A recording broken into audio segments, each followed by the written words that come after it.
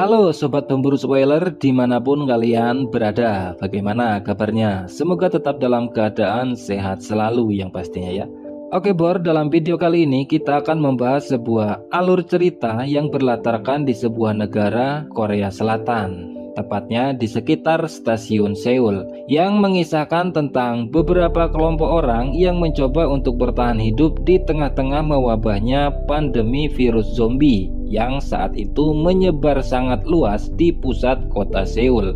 Nah, sebenarnya film ini tuh adalah requestan dari teman kita yang satu ini. Dia meminta Mimin untuk membahas alur dari film Train to Busan. Tapi Mimin pikir alangkah baiknya kita mulai dari prequel filmnya saja, di mana film ini menyajikan cengkraman teror zombie yang cukup menyeramkan, memetakan penyebaran wabah mayat hidup atau zombie di terminal kereta bawah tanah terbesar. Keadaan menjadi tidak terkendali dan semakin mencekam, ditambah ketegangan yang terjadi saat hampir 90% warga kota terinfeksi menjadi mayat hidup. Nah, bagaimana keseruannya? Begini ceritanya.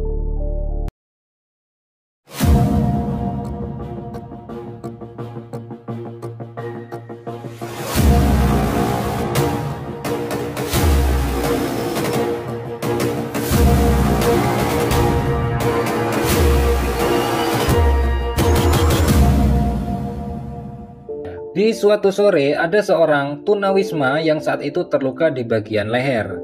Tadinya ada orang lain yang berniat untuk membantunya, tapi karena dirinya itu bau, dia pun mengurungkan niatnya, hingga pria tua ini tertunduk lesu di antara ramainya stasiun. Sebut saja Yesan. Dia ini baru terbangun dari tidurnya dan dia mencari keberadaan kekasihnya. Dan di luar dia itu bertemu dengan ibu kos dan sempat diocehin karena telat membayar uang sewa. Dia pun meminta maaf dan terus mencari pacarnya tadi. Nah, di sisi lain kakek yang tadi terluka itu didatangi oleh kawannya. Melihat temannya berdarah di bagian leher, dengan segera dia itu mencari pertolongan. Ia mendatangi pusat pertolongan dan menjelaskan apa yang sedang terjadi. Tapi karena ruang rawat inap saat itu sedang penuh, perawat ini pun meminta agar yang sudah sembuh untuk segera pulang. Namun saat perawat ini menyiapkan obat, dia ini malah diancam dan diusir dari sana. Sedangkan Kiwong atau pacarnya Yesan, dia ini sedang ada di warnet. Ternyata dia ini berusaha menjual foto pacarnya sendiri. Mengetahui hal itu, Yesan pun menjadi marah. Mereka berdua pun akhirnya berdebat, dan Kiwong ini beralasan kalau itu adalah satu-satunya jalan agar mereka bisa membayar uang kos. Tapi ya tetap saja Yesan itu tidak menerima, dan akhirnya Kiwong ini malah mengungkit-ungkit masa lalu Yesan yang saat itu kabur dari rumah dan ditolong oleh si Kiwong. 어떡해? 아 그럼 방에서 어쩔 건데? 야, 아니 네가 알바 구한다며. 끝이라고 씨. 이제 진짜로.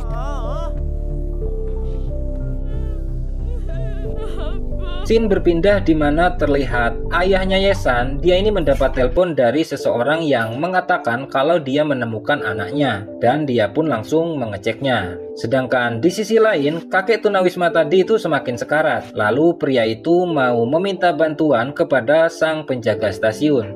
Tapi sayangnya bukannya pertolongan yang didapat, ia malah diusir. Pria itu lalu pergi ke apotek yang saat itu hampir tutup untuk membeli obat. Kemudian segera mendatangi temannya tadi. Tapi apa hendak dikata, si kakek itu ternyata keburu meninggal. Sedih bercampur kesal, ia pun mendatangi kantor petugas sambil marah-marah. Akhirnya para petugas pun mendatangi lokasi kejadian perkara. Tetapi sesampainya di sana, mayat si kakek tadi ternyata sudah menghilang. Nah, di saat yang sama, ayahnya Yesan ini menemui Kiwong, di mana ia langsung menanyakan di mana keberadaan anaknya sambil marah-marah. Sedangkan di tempat lain, pria tadi itu berusaha mencari temannya, dan ternyata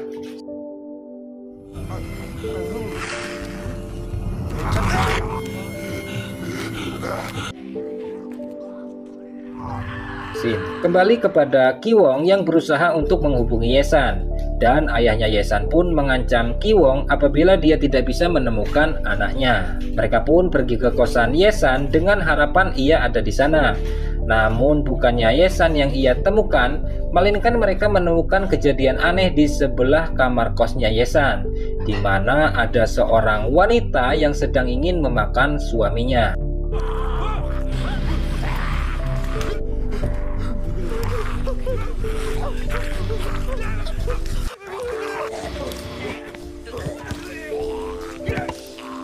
Terlihat si Yesan ini ternyata sedang menuju ke stasiun.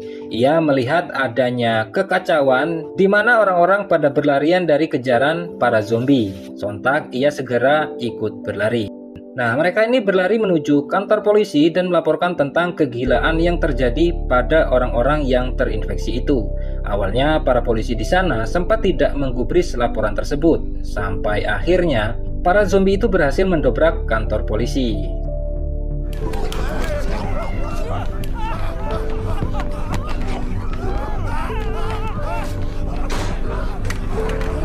Karena tidak bisa bersembunyi di sana terus-menerus, ayahnya dan Ki Wong terpaksa harus pergi lewat jendela. Si ayah kini kebingungan dengan apa yang sedang terjadi, sebab melihat semuanya kini telah berubah menjadi mayat hidup. Mereka pun membuat rencana untuk pergi menggunakan mobil. Ki Wong akan berusaha mengalihkan perhatian para zombie, sedangkan sang ayah akan mengambil mobil tersebut. Sedangkan para warga yang ada di dalam tahanan melihat ada salah satu polisi yang sudah tewas. Kini dia bangkit kembali dan mereka baru menyadari bahwa seorang yang terkena gigitan dari zombie itu akan membuat dirinya terinfeksi. Dan sialnya, di dalam penjara itu ada satu polisi yang juga sudah terkena gigitan. Tidak mau mengambil resiko, lalu salah satu gelandangan di sana memberanikan diri untuk menyerangnya dan berusaha mengambil senjata yang ada di tangannya. Dan benar saja, tak lama berselang, polisi itu pun bangkit lagi dan menyerang salah satu pria di sana. Di tengah kekacauan itu, untungnya polisi bantuan pun segera datang, hingga mereka bisa keluar dari penjara itu. Yesan dan gelandangan itu menemui petugas kesehatan, lalu mereka dibawa oleh ambulans. Di dalam, Yesan mencoba untuk menelpon Ki Wong untuk mengatakan situasi yang sedang terjadi dan memberitahu kalau dia sedang menuju ke rumah sakit. Nah, si Ki Wong ini juga memberitahu kalau dia bersama ayahnya Yesan dan akan segera menyusul berangkat ke sana. Sedangkan petugas ambulans mengatakan kalau orang yang terluka akan dibawa ke UGD. Begitu pula dengan mereka. Nah, gelandangan yang sudah tahu kalau nanti yang terluka akan terinfeksi menjadi panik dan meminta agar mereka segera diturunkan. Karena permintaan yang nggak diindahkan oleh petugas, akhirnya dia memaksa hingga menyebabkan mobil mereka terbalik. Yesan dan gelandangan itu kemudian meninggalkan ambulans lalu pergi ke stasiun lain. Merasa jalan raya tidak aman bagi mereka,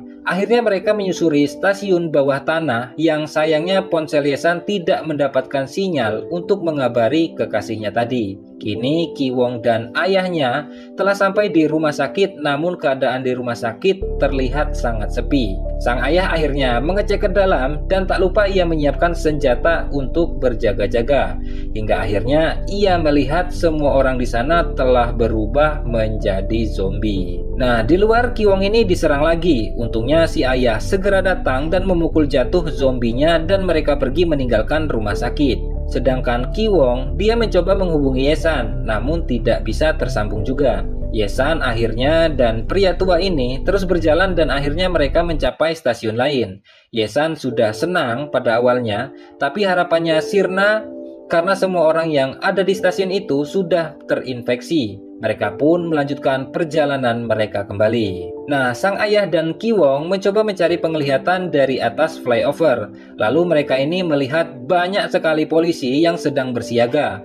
Setelah keluar dari jalur kereta bawah tanah, Yesan ini tiba-tiba mendapatkan telepon dan dia pun memberitahu di mana ia berada saat ini. Nah, tapi sayangnya di sana itu sudah ada para zombie yang menunggu mereka. Untungnya ada sekelompok orang yang tidak terinfeksi dan membantu mereka. Terlihat juga sekumpulan orang-orang yang masih selamat sedang berusaha untuk masuk menerobos barikade kepolisian. Tapi sayangnya mereka tidak dibolehkan masuk karena dianggap hanya mengacau dan meresahkan saja. Di sisi lain, Ki Wong dan ayahnya sudah sampai di tempat penjagaan, tapi mereka nggak dikasih lewat dan diusir dari sana. Sedangkan di benteng pertahanan sementara, keadaan telah menjadi kacau dan Ye-san hanya bisa menangis. Tugas untuk menjaga perbatasan akhirnya diambil oleh tentara. Zombie yang datang pun kian bertambah dan gelandangan tadi pun mencoba menaiki bis.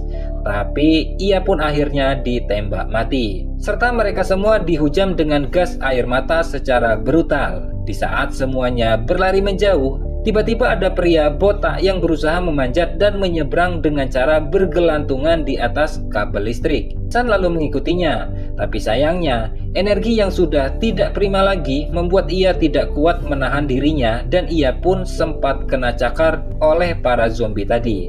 Kemudian pria botak itu akhirnya berusaha untuk menolong Ye-san. Namun naas, ia malah tertangkap dan menjadi santapan para zombie. Nah, singkatnya, Ye-san pun akhirnya berhasil mencapai gedung dan dia masuk ke dalamnya. Di sana, ia berlari lagi untuk menghindari kejaran para zombie dan menuju ke lantai paling atas. Ia pun melompat menyeberangi gedung-gedung dan diikuti oleh zombie di belakangnya. Setelah di dalam apartemen, ia mendapat telepon dari Ki-wong dan memberitahu lokasinya saat ini. Ye-san yang sudah sangat lelah hingga akhirnya ia pun terlelap. Kemudian Ki-wong datang menemuinya.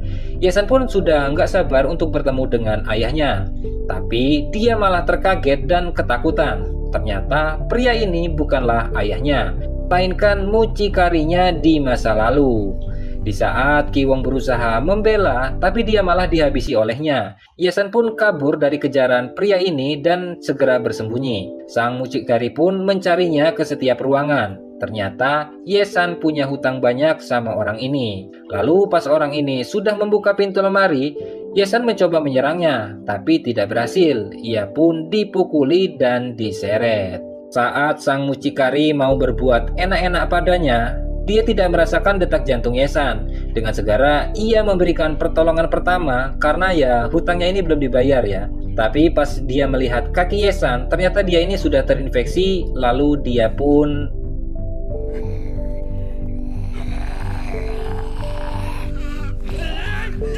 dan film pun berakhir dengan kota yang masih sangat kacau dengan serangan zombie.